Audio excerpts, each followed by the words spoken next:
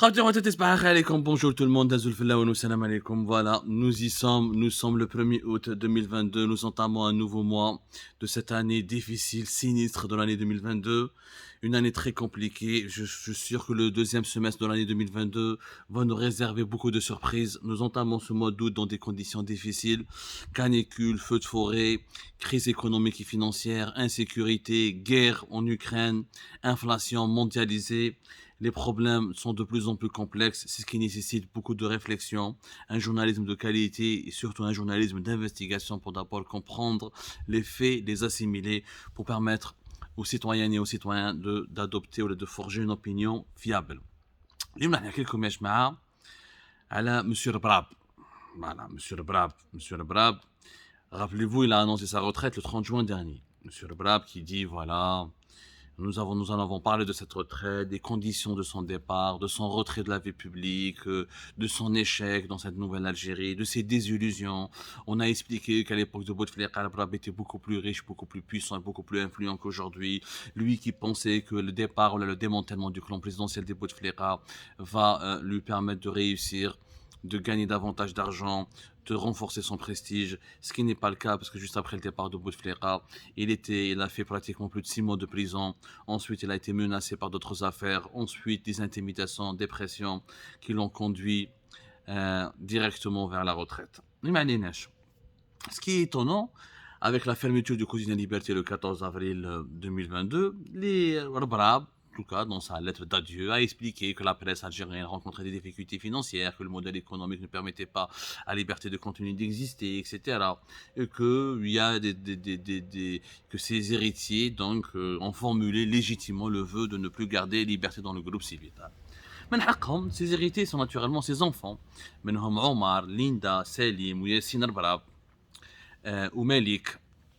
Nous avons remarqué que lorsque le papa a pris sa retraite, les enfants là-bas ont continué leurs affaires, mais pas en Algérie.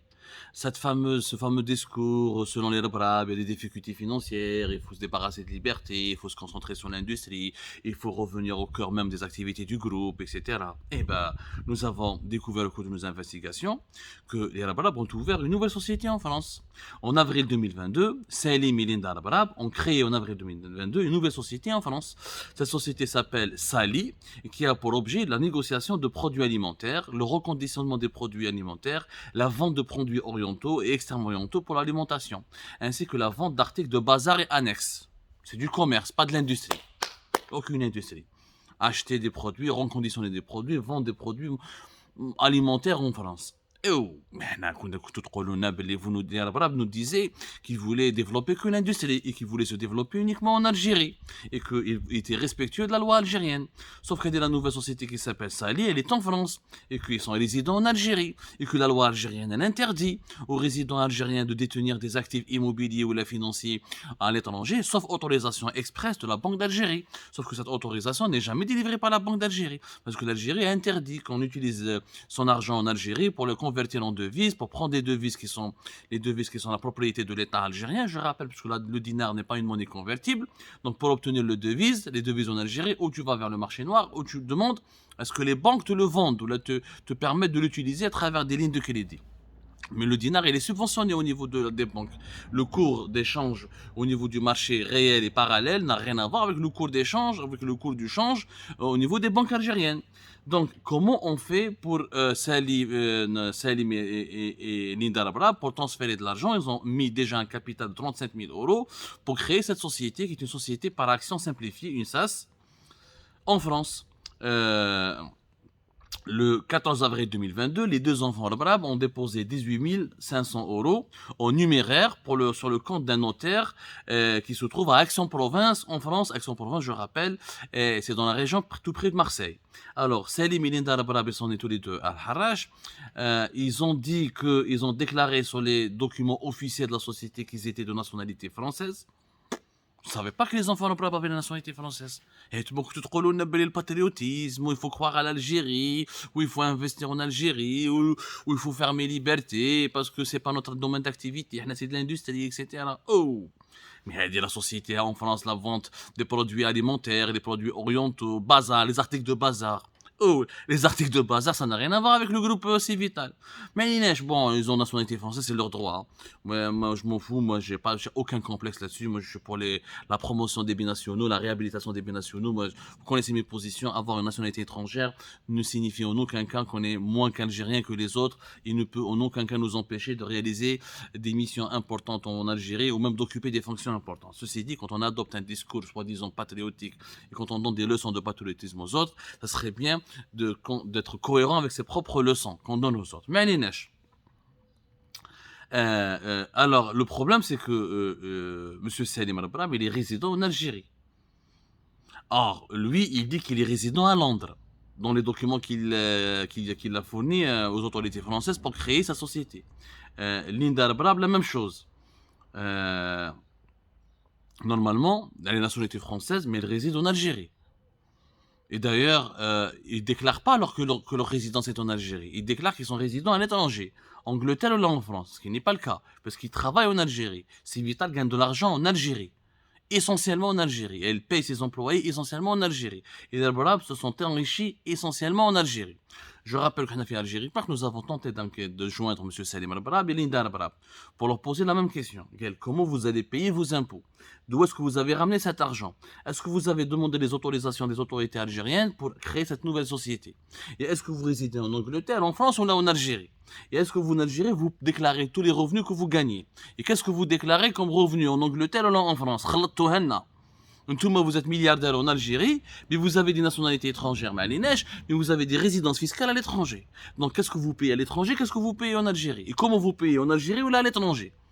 Toutes ces questions, on aimerait bien avoir des réponses. Bien sûr, malheureusement, aucune réponse nous a été fournie, ni par M. Salim Al-Brab, ni par Mme Linda Al-Brab. L'administration fiscale, les impôts en Algérie, qu'est-ce qu'ils font? C'est une administration fiscale, qu'est-ce qu'elle fait? Pourquoi aucune réaction? T'as pas le droit, la loi algérienne, elle est claire, la détention d'actifs financiers immobiliers à l'étranger, elle est interdite lorsqu'elle par un résident algérien, surtout si elle est financée depuis l'Algérie. S'il a une résidence à l'étranger, il vit à l'étranger, il gagne de l'argent à l'étranger, mais Salim Al-Brab et Linda Al-Brab passent le plus clair de leur temps en Algérie et gèrent des filiales, des entreprises du groupe Civital en Algérie. Comment ils ont eu le temps de gagner de l'argent à l'étranger? فهمونا يا جماعة. فهمونا. Expliquez-nous, Bark. J'ai essayé de vous trouver l'article de loi, parce que c'est un article de la réglementation d'échange de la Banque d'Algérie. نعطيكم les lois et les articles de loi باش هكذا حتى واحد ما يقول حنا ما عندناش بروبليم على الربراب يا جماعه. À chaque fois qu'on parle de الربراب, il y a toujours une communauté qui dit que voilà, vous avez un problème avec les... ما عندناش problème avec les الربراب. حنا on a des lois où les lois s'appliquent sur tout le monde ou elles ne s'appliquent pas. Il faut abroger la loi. Je parle de l'article 126 de l'ordonnance 03 du 26 août 2003 qui est relative à la monnaie et au crédit et qui a été modifiée et complétée à maintes reprises, notamment récemment en 2007. Elle a interdit, en 2007, pas récemment, elle interdit formellement aux résidents algériens la constitution de tout avoir, qu'il soit mobilier, fiduciaire ou la bancaire, à partir des fonds provenant d'Algérie, sauf autorisation expresse de la Banque d'Algérie. Une autorisation que celle-ci n'accorde que très rarement. Et seulement dans le cas d'investissement à l'étranger. Et l'investissement doit être complémentaire aux activités menées en Algérie. Civital fait de l'industrie, elle ne fait pas de la distribution de produits alimentaires ou des articles de bazar. Ben là, qu'une filiale Numidis, est-ce qu'il y a une Numidis qui va ouvrir en France? Mais la benneche. Et nous sommes en grave crise financière. Comment l'Algérie peut autoriser les Arabes à aller transférer leur argent à l'étranger alors que nous avons besoin de toutes les devises les plus précieuses pour répondre aux besoins les plus fondamentaux et les plus primaires de notre population. Nous importons en devises parce que notre monnaie, le dinar, encore une fois, n'est pas convertible. L'article 08 du règlement 0701 du 3 février 2007, hormis les cas expressément prévu par l'article 126 de l'ordonnance numéro 0311, la constitution d'avoirs monétaires, financiers, immobiliers à l'étranger par les résidents à partir de leurs activités en Algérie est interdite. Comment les Arabes ont pu donc financer cette nouvelle société en France? La question demeure posée, pourquoi il y a une impunité pour les Arabes en France ou là en Algérie? C'est inacceptable.